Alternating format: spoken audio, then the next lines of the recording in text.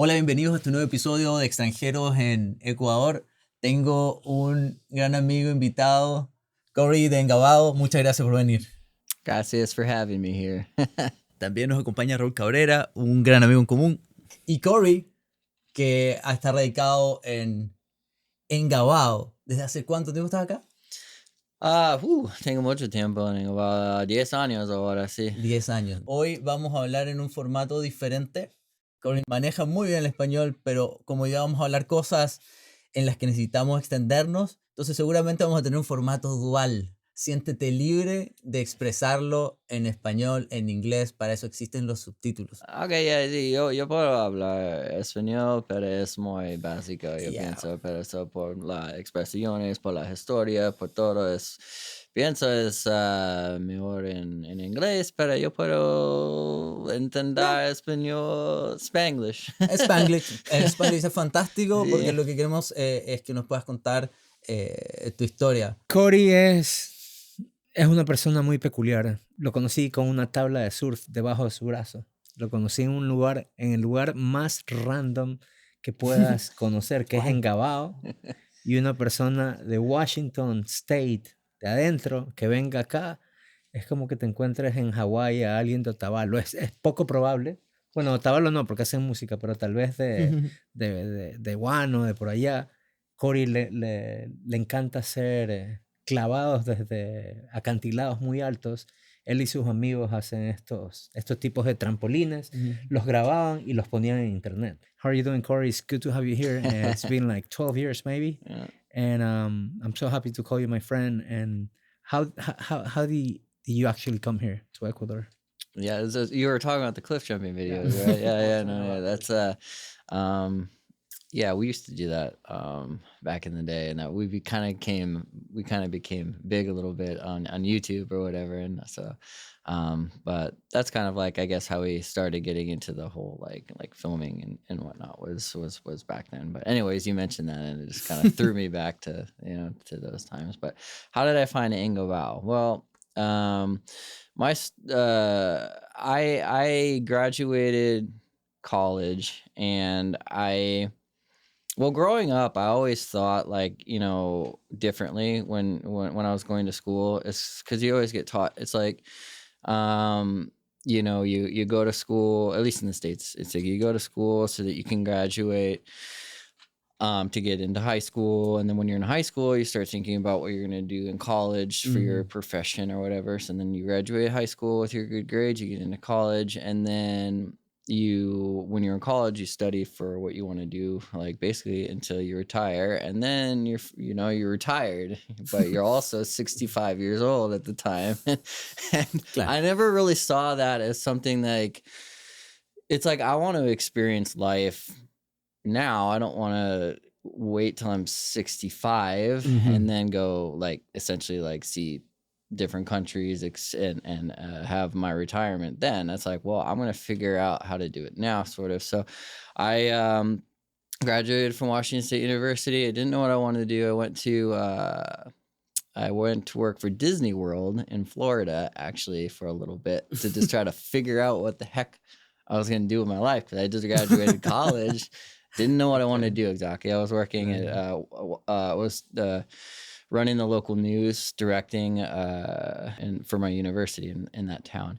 And I ended up leaving that, went to work at Disney World. And after I was done at Disney, I got an opportunity to travel for really cheap in the airlines. My cousin works for United, and was like, hey, Corey, if you want an opportunity to fly, I can put a couple of people on this pass. And I was like, absolutely, like, this is exactly what I need right now in my life. And so I took opportunity of it. I flew to Thailand. I went to Australia, Nicaragua, Costa Rica, Panama, and all these, different countries. I really liked Nicaragua because it is a really consistent surf, and I knew that was something I wanted in my life. And so when I went out to travel and do this, I was not. I was like, first off, looking at where I might like to live, instead of like, what am I going to do for my career, my job, and all this, it's first off find where I'd like to live potentially and invest. So I was looking at maybe buying property in Nicaragua. I didn't end up doing that. I continued, found my way in down to Peru. Met some people just randomly. They were like, we're going to Colombia. Do you want to come with us? And I said, yeah, sure. Why not? Let's go. So I was with them, and they were like, we're going to stop in Ecuador for a few days. I said, that's great. Let's do that. So on the first day, this guy I just met, we go out to the beach to look at the waves, and I see this girl walking down the beach, and she's carrying a surfboard, and I'm like, are you kidding me right now? She's beautiful. She's exotic, beautiful, like carrying this surfboard. I'm just like, see, I turned to my friend and say, that's what I need right there. That's what I'm looking for, right? Oh, and wow. she disappears and continues on about her way. And never spoke to her or nothing.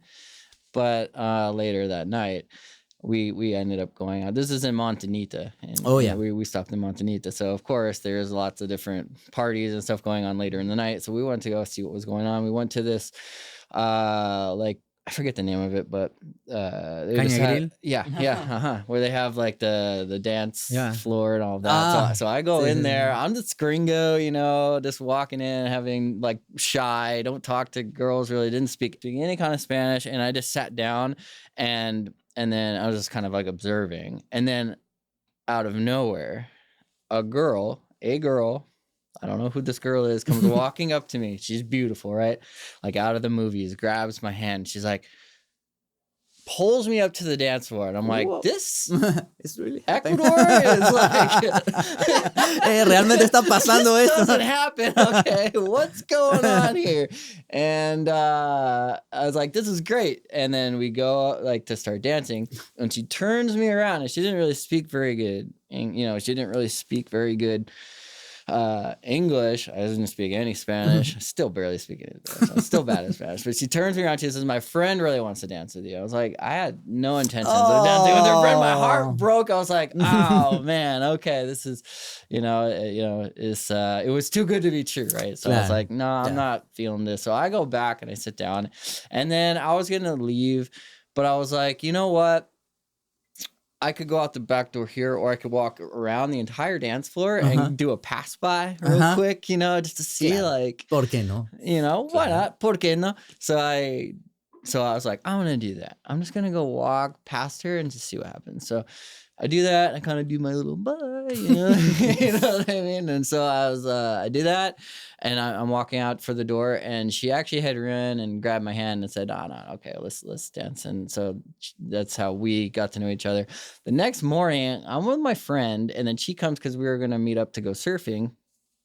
She comes, and my friend's like, "Dude, that's the same girl that we saw walk by on the beach." I had no idea, because it was like she was in the distance, walking, and they put two and two together. It's like, oh, she surfs, and it's like, anyways, it was kind of funny because it ended up being the same girl that I was like, that's what I need right there. That's what I Ecuador es un want. pañuelo. Yeah, no, and no, it was just pretty funny though, because like I really didn't know it was the same girl until and it was Evelyn. It was, that was Evelyn. So now 10 years later, here we are, and whatnot. Yeah, but then how do you get from Montañita to Engabao? How do you make it happen to stay? The full story, yeah. So my friends that I was with, I had just met her. I really like her, Evelyn, a lot, and my friends were like, okay, we're going to continue going. Let's go, right? And then I was like, nah, I'm going to stay here a little bit longer, because I want to continue seeing where this goes with Evelyn. And so I was like, I'll meet up with you guys later, right? So they continue going up. And I stayed with Evelyn in Montanita for 2 weeks. And she was only supposed to be there for a couple days. At some point, she's like, okay, you got to make a decision. You're either going to go up to see your friends, or you can come to this town called Engabao. She's like, there's a surf break. It's a right-handed surf break, too. And I'm thinking, okay, surfing and all this. I was like, count me in. Let's go. Let's go to this town. And she made a joke actually saying that we were going to have to take donkeys along the way. And I actually believed her. It's kind of funny because it's like, Engabao is like, the dirt roads and the pigs and stuff. We were waiting for a bus along the way to Engabao. And then she had made that joke. It was so funny because I totally like Gringo mentality was like, okay, well, I guess this is what we're going to do, And get to Engabao. And she didn't want me to for some reason she didn't want to introduce me to her family and all that, 'cause that's like serious level stuff. So she had me in so I was in Puerto Engabao, and then she was living with her family in Engabao at the time. And I still remember the first day this is where I learned that the Ecuador time is never on time. No, siempre una hora. Y me imagino que en pueblos pequeños es más tiempo. Pueden pasar 2 horas. Exactly. So she told me, she's like, meet me at 12 o'clock sharp at the park in Engabao. So I was like, all right, I'm going to do that. And me, I show up, or no, it was at 9 a.m. Meet at 9 a.m. at the park in Engabao. So I'm there, 8:50 sharp. I'm ready to meet her there. Claro. And she doesn't show up. And now here I am in the town of Engabao, thinking like, man, was this real? Like, what happened? And we didn't back then have really a way to communicate. It was just kind of like, old school. Meet me at this location, and then that's it. So I was like, didn't know where to go, what to do, anything. So I was just sitting there waiting. And I remember the buses that will come in and out of Engabao. They'd be like, are you going to Playas? Are you going to Porto? What are you doing? And I'm just like, hi, I don't know. Exacto. And I would see Ni them siquiera go. sé dónde They estoy. would go all the way, and then I would see the same bus drivers coming back, and then just continuing their thing. And it was just so funny because I was like, I'm still here. It was 3 hours that I waited, and I can't remember. Something had come up, but I was just like, it was at that moment I realized, you know what? Time here in Ecuador, gotta add a couple hours, a good couple hours. Pass different. Yeah, time pass different there. But yeah, that's how I ended up finding Engabao. I realized that it ticked off a lot of those things that I had I didn't, it's not like I wrote them down and said, I need this, I need this, I need this, I need this, I need this. But it's like in here, I kind of knew that I wanted to find somewhere to invest that wasn't necessarily in the States, because it's hard to make investments in the States when you're talking about properties and like restaurants and different things like that, because it's just, everything's so expensive. There's so many like rules, there's taxes, there's like a lot of things that just make it near impossible to do unless you have a lot of cash flow. So for me, I was just, I was like, okay, the water is warm water year round. You don't ever need a wetsuit. There's a surfing it offers is not just surfing, but there's a right point break. It's cheap and affordable, has very fresh food. I love seafood. And I had just met this beautiful girl, and I was like, okay.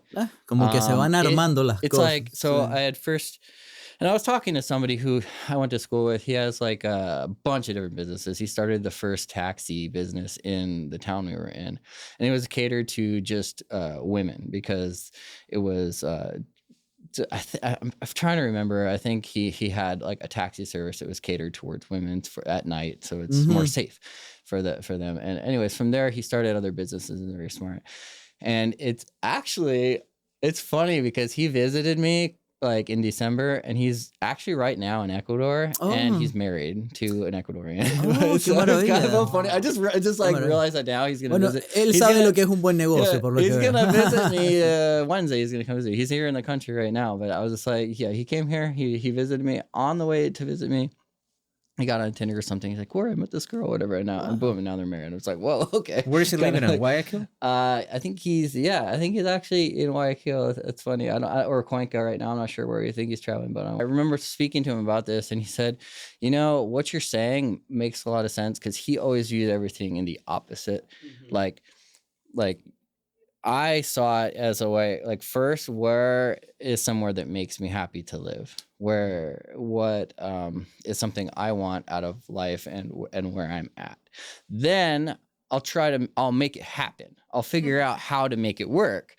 in one way or another. And essentially what I did, but he was more like, okay, go after the career, the job, the this, that, but not necessarily looking at what he wanted in his life first, if that makes sense, or whatever. And so I just went full like, okay, I'll make it work. I'll figure out how it happens. And, and for years, what I was doing was going back and forth. 6 months, I'd work at a restaurant, the bar and restaurant. And I have a lot of knowledge in the restaurant industry and whatnot. So I gathered a lot of that.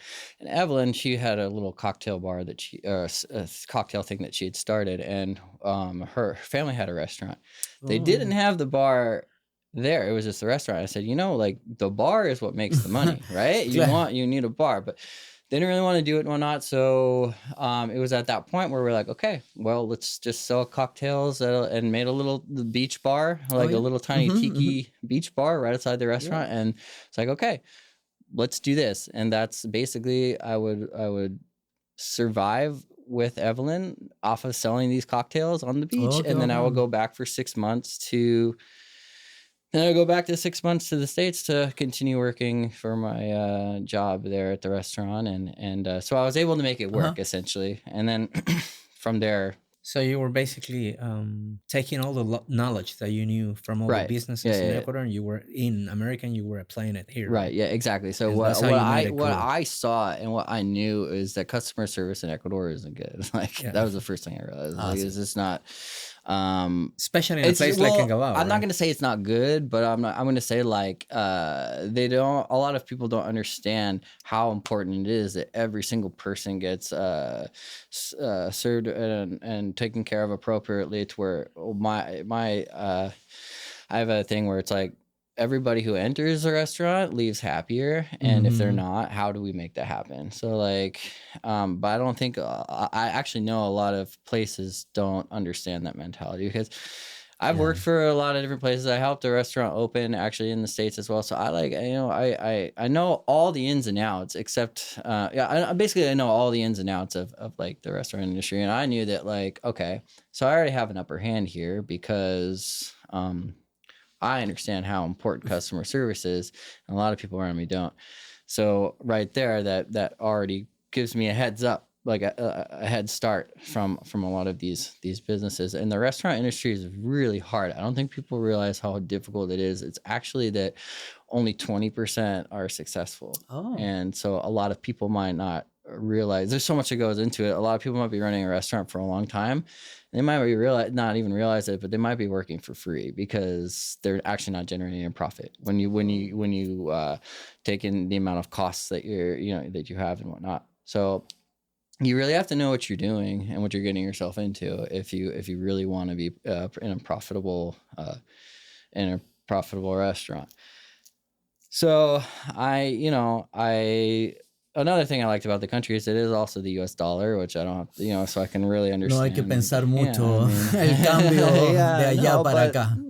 But so having that knowledge, I knew that even though like in the States, okay, let's say I was to take out a huge loan from a bank or whatever, and then I open this restaurant, but I have lots of competition there, and I might sell a steak for $50, $60, right? Or I could sell one here for much less, $15, $20. But in the end, my margins might be better, and they are better usually, while selling that same steak for $60 in the States versus selling it in Ecuador for much cheaper. You're actually profiting more because of the low costs that Ecuador has. So when I saw this and started realizing, it's like, you know what?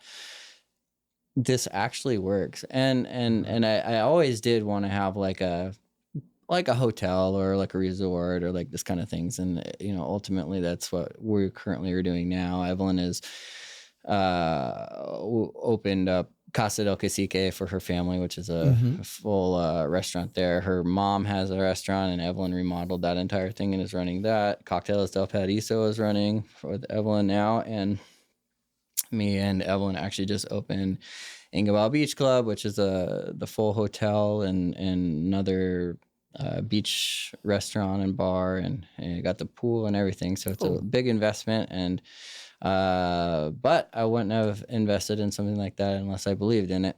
And obviously, I couldn't have done this without Evelyn, because we work very well together. She does all of like the groundwork, the planning. Mhm. She's a great Have knowledge of the local business. everything, and she's very smart too when it comes to understanding the restaurant industry. She has a lot of knowledge in that too. So so we work very well together, and yeah, we're just kind of taking it one opportunity at a time and just kind of Yeah. just going for it. But yeah.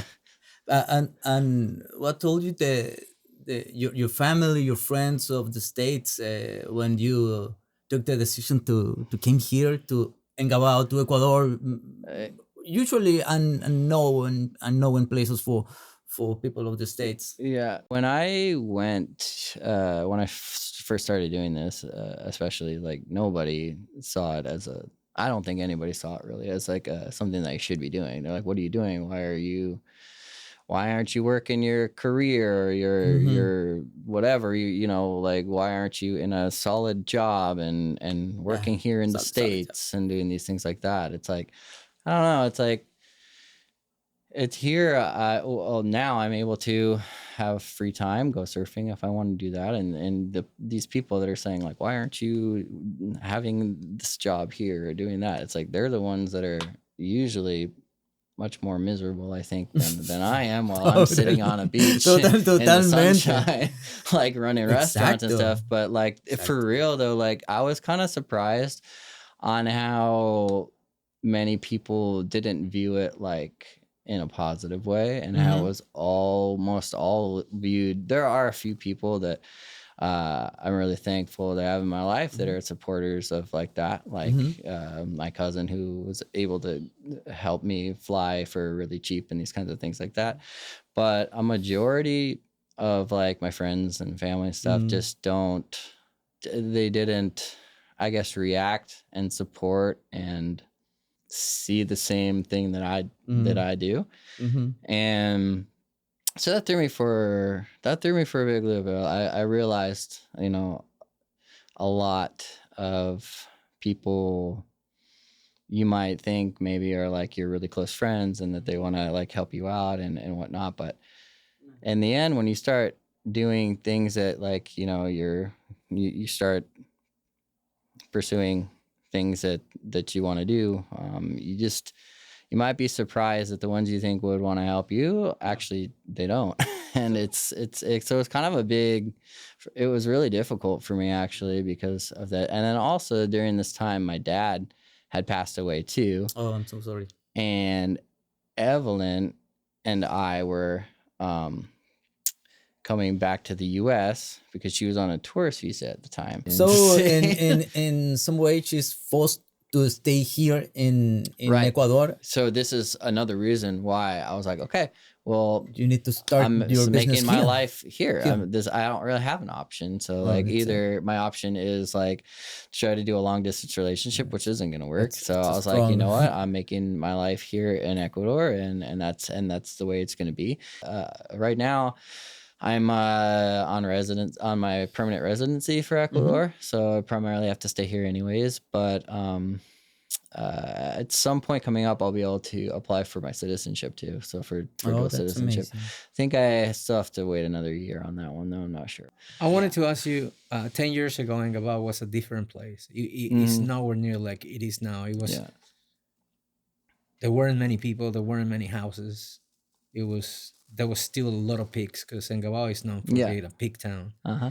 Even though there's a perfect wave, there's only a couple restaurants, and it was a lot different than America. Was it hard for you at the beginning to get here and like this dusty town in the middle of nowhere with no people and only a girl and a wave? Was it hard for you to make that move from America to here? Yeah, no, definitely it was. And actually in the 90 Day Fiance show, it kind of captures a little bit of like my struggles as well. And but from my move down, but definitely was didn't speak any kind of Spanish, and I am in this town where I don't know where the heck I am and stuff. Of course, it was a lot of like shock, and and just adapting to a new culture and new people, and it was definitely a big shocker for me at first, especially for the first number of years. But I kind of was like, you know what? No, this makes sense. I'm gonna want to do this and continue working towards it, and just adapting and figuring it out, because I would go back during 6 months of the year. I would go back to the States for a while to work, to build up save up some more money if I could, and then come back down to Ecuador and then reinvest that money down here. And but yeah, it's a good place to invest.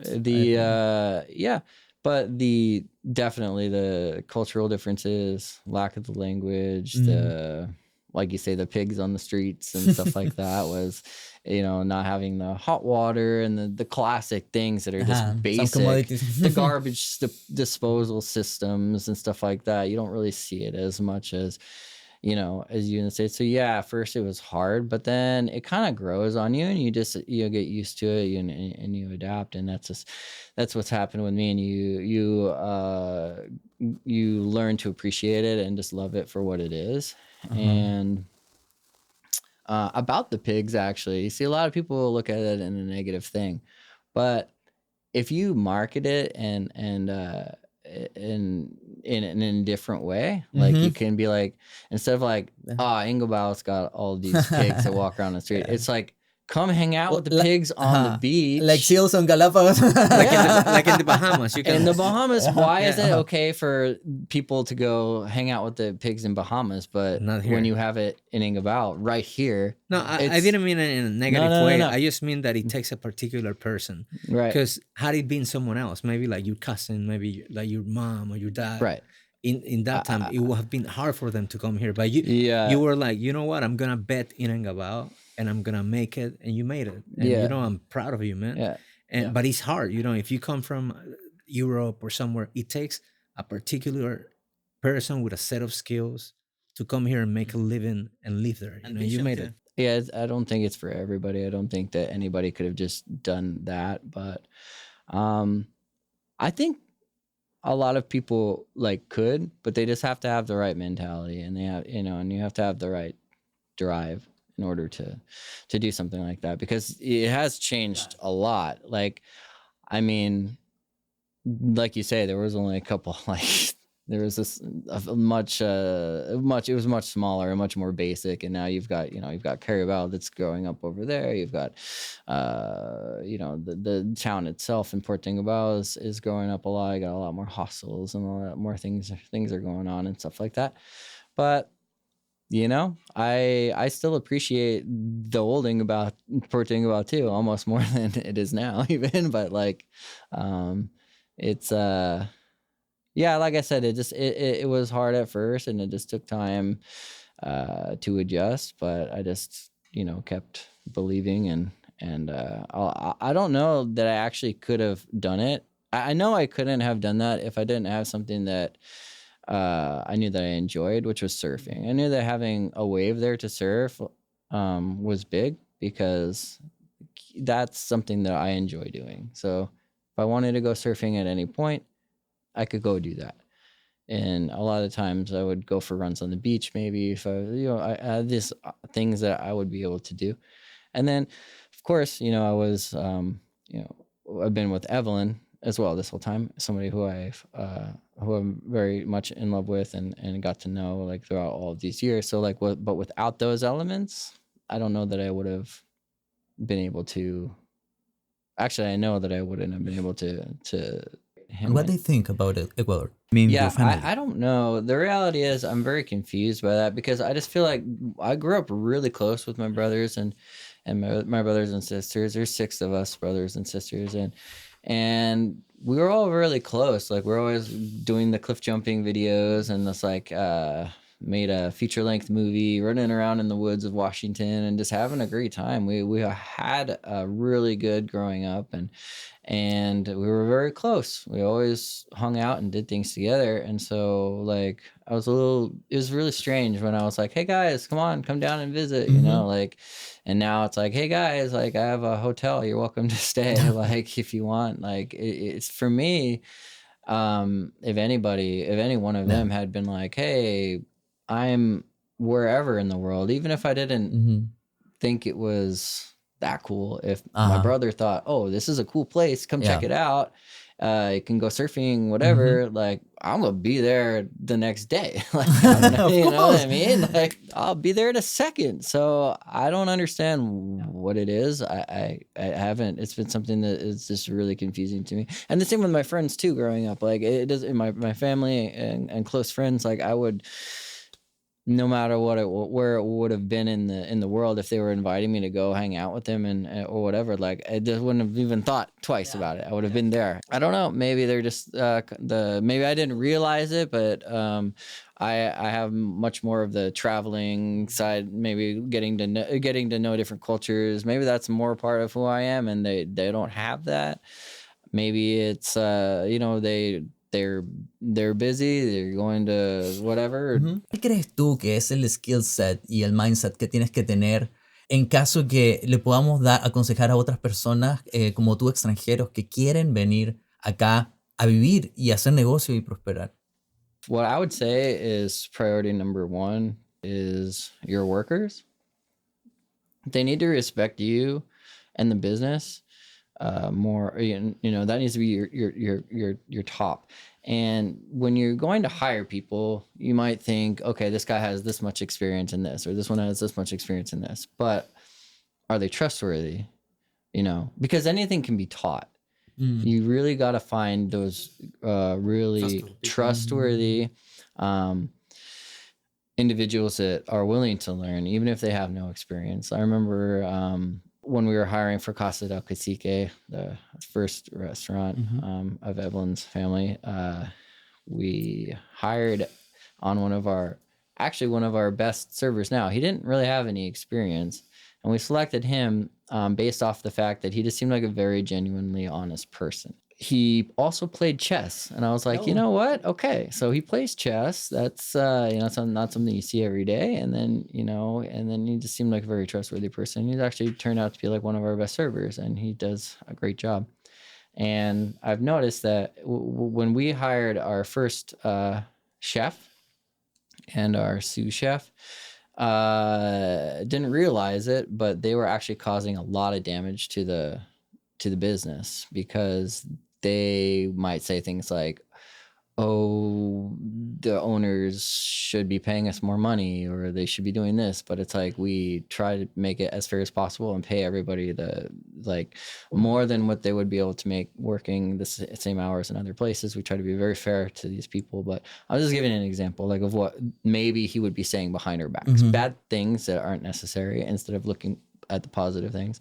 In the end, he ended up asking for money, and we gave it to him, and he left. So he actually just basically stole from us, and also the assistant chef left as well. But I noticed a huge change in the environment when they were gone. I noticed that people, when he was there, were more negative, and the business wouldn't run as well as when he was gone.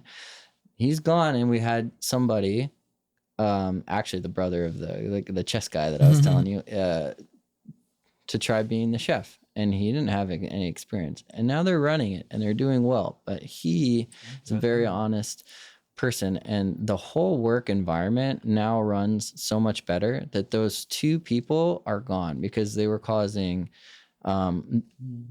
you might have a bunch of good workers, but one bad worker can actually take everybody down and take the business down. So priority number one, hire grateful, trustworthy workers. And if you have any kind of doubts with any of these workers, you gotta cut them out, or put a stop at it immediately. Otherwise, it can spread like wildfire. And of course, when you're running a restaurant and a business like this, customer service is priority number one. And as I said, to make sure that when they enter the restaurant, they're leaving with they're having a better time leaving than they did when they came in. So maybe we're very busy, and orders are taking longer. Sometimes in situations, it's better to say, okay, I'm sorry that this has happened. Here is a free dessert on us. Or even in really bad cases, it would be better to say, okay, we're going to comp this meal for you. We hope to see you again. So the difference between that person leaving unhappy, paying for their food at the end, but leaving unhappy is so much more detrimental to the business than is if they got a free meal because of it. And we say, you know what, we just hope that you come back and try us again because this was whatever. Things happen in life, and you're not going to, and you have to also be able to understand that you're not going to be able to always have a perfect day. You know, there are going to be things that happen, and it's just how you deal with those things that happen. How you hold the pressure. Yeah, and making sure that all of these workers understand that too. One thing that really makes business successful is when the owner of that business is able to not be a worker of the business, but for the business to work on its own. So one thing that you really need to look for when it comes to not just the restaurant industry, but businesses in general is not can the business run while you're gone? If it can, that's great. You're a step in the right direction. But can the business grow when you're nowhere to be found? You are creating another business, or you're continuing the same steps. But that's where it becomes the difference between being a slave to your business to building up businesses that are able to run and operate. And it's not easy. Women are excellent putting the house in order.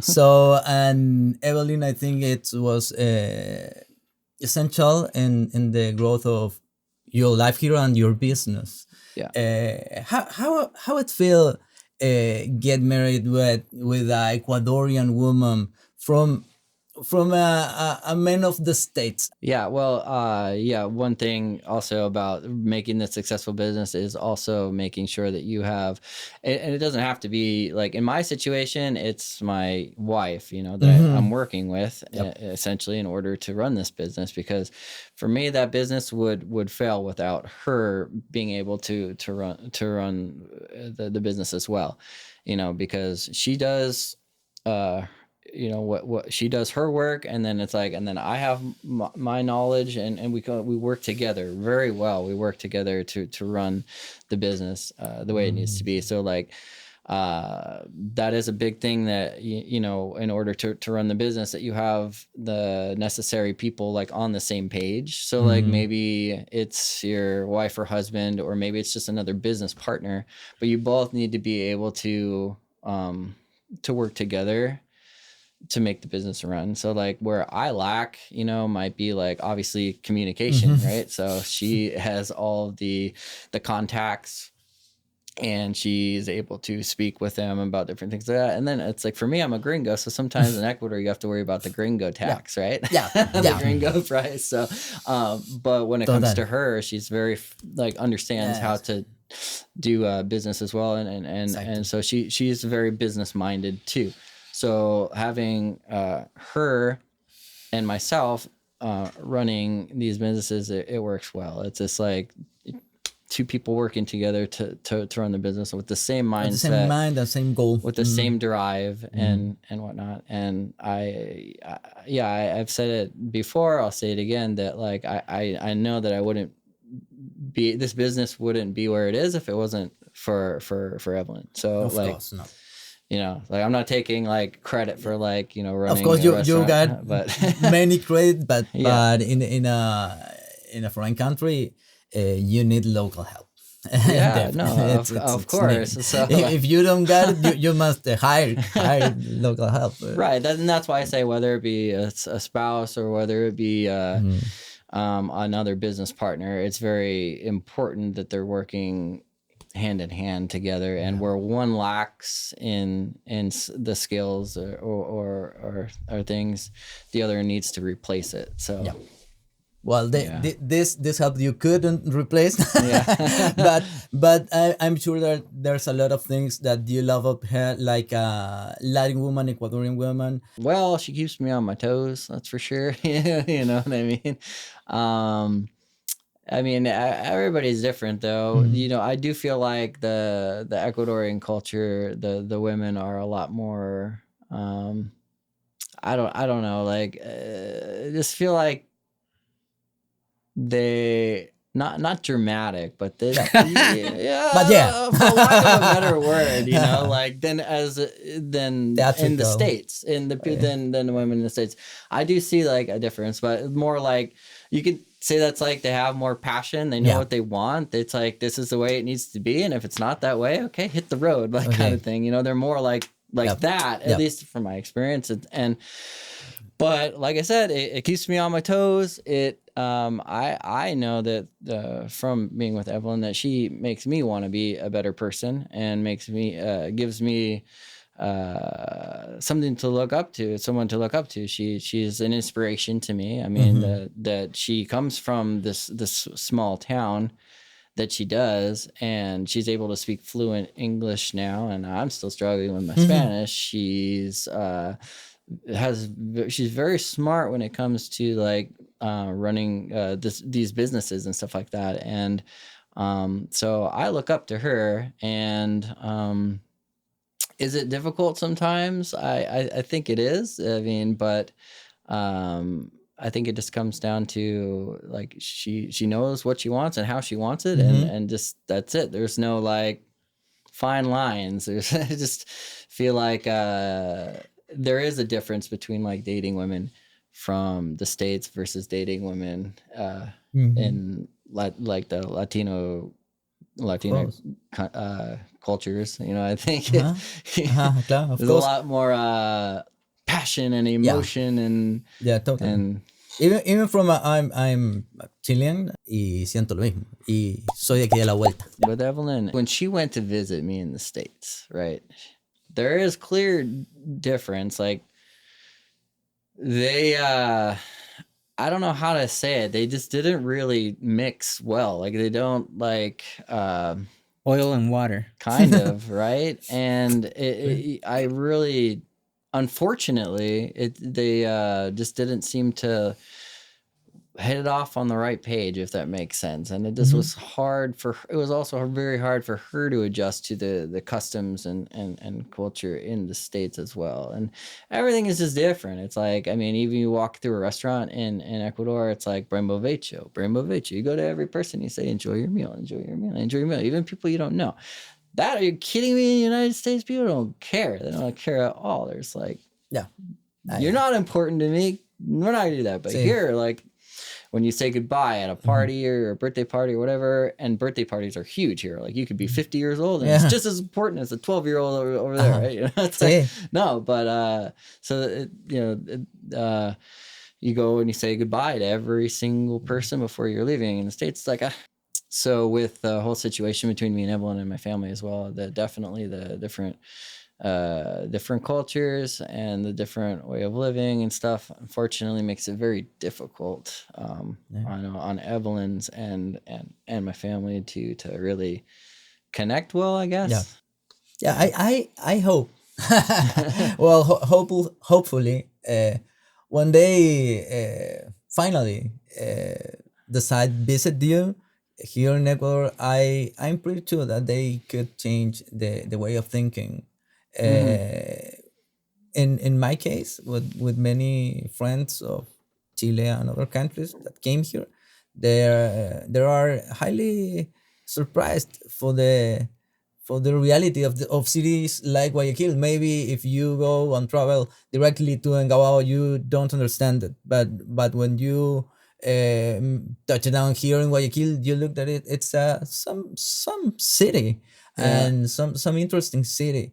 And when you go from here to another little towns, you could understand the way of thinking, the way of Right, their manners, that kind of things that salute everyone or respect the older people, Yeah. or I think that in the beginning, me as a Chilean, we don't need to salute everyone, and we think it's intrusive. Right.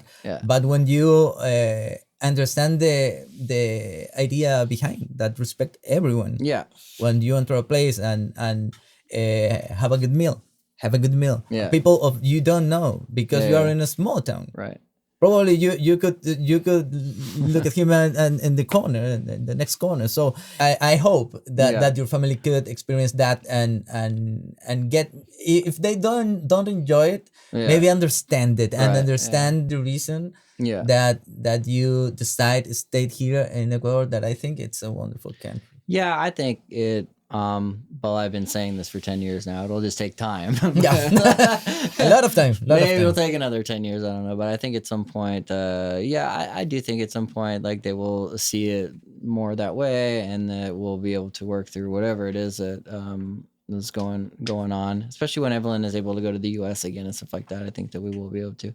And something that we're going to be doing here actually at for Engabao Beach Club that I'm pretty excited to do is we're going to start. I've been talking about this for years now actually, and we haven't launched it yet. We're really close to doing it, but is finally offering like all-inclusive vacation packages to Ecuador at our beach club for anybody really, but mainly for the people that watch this on the show and that follow me on Instagram and these different things like that, so that they can actually come for a week, have everything paid for, everything they've already prepaid for everything. Wow, and like just cool. Come and enjoy Ecuador. We'll show you how it is to live in Engabao for a week. Vamos a poner tus redes también aquí en el video para que puedan también si las personas que se animen a conocer ese lugar maravilloso que tienes allá. Quiero darte las gracias por haber venido, por darte el tiempo de contarnos todas estas cosas maravillosas de tu vida acá en el Ecuador. Y para terminar, me gustaría hacerte una batería pequeña de preguntas, una zona de bateo. Yo te hago una pregunta rápida y tú me la respondes rápido con las opciones que te voy a dar, ¿vale? Okay. Son cosas criollas del Ecuador. ¿Estás listo? Yeah. ¿Bolón o encebollado? Encebollado. ¿Playa, selva o montaña? No sé para qué te pregunto. The beach or the mountains? Beach or mountains. I'll take the beach. Yeah. Beach, of course. Cerveza, whisky, puro. What's puro? I don't even Puro, know what aguardiente. Oh my goodness. I guess it depends on the night. Totalmente. ¿Prefieres taxi, carro o buseta? Taxi, carro, or carro. ¿Salsa, bachata o merengue? Salsa or merengue. Depends on the night. Depende de la noche. ¿Aire o ventilador? Aire. ¿Criollas o extranjeras? Criollas. I've never heard of that expression. Esa sí la entendiste. Locals. Yeah, I figured that's what it was. Locals. I've never heard. Locals. Locals, of course. ¿Guayabera o camiseta? The old t-shirt. Traditional t-shirt. ¿Comes cangrejos? Sí, me gusta cangrejos mucho, sí. ¿Y lo sabes partir y todo lo que... Todo. Excelente, ya está. Todo. La verdad me gusta toda comida en Ecuador. Cangrejos, langostas, camarones, like, you name it. Yeah. Sí, la comida aquí es un espectáculo. ¿Arroz con pollo o arroz con menestra? Arroz con pollo. Con pollo. ¿Carnaval, año nuevo o fiestas de julio? Carnaval. ¿Montañita o olón? Olón. Engabao, mejor. Para me gusta, tengo mucha apreciación por Montañita, pero es la locación conozco a Evelyn. So. Ajá. Ahora, olón. Y la última pregunta, la más ecuatoriana de todas. ¿Has tomado cola en funda? Juice or Coke in a plastic bag? Yeah. Definitely in a plastic bag. Yeah. Coca-Cola in the plastic bag. Have you tried the straw? Yeah, of course. Quiero darte las gracias por venir. Muchísimas gracias por estar aquí en este podcast. Ha sido un placer. En la compañía de Raúl. Cory, es un placer tenerte. Y por favor, para la gente que te quiera contactar, ¿cuáles son tus redes para que puedan... Instagram's good. Corey Rathgaber. It's a hard word. Corey Rathgaber _90. Ahí lo escribimos. 990, but yeah, ¿Y escribe. el nombre de tu beach club, cómo se llama? It's Engabao Beach Club. So you Invítalos can, a todos para que vayan a visitarte Yeah. a esta estrella del reality 90 Day Fiancé que está en todas las plataformas Todas las alrededor plataformas, del mundo. pilas. Lo he visto en coreano, en italiano, en mongol, en todos los idiomas, en árabe. Es increíble. Muchísimas gracias. Gracias por ver. Si les gusta el contenido, comentarios, suscríbanse al canal y visiten Engabao Beach. Engabao Beach Club. I'll wait for you guys there.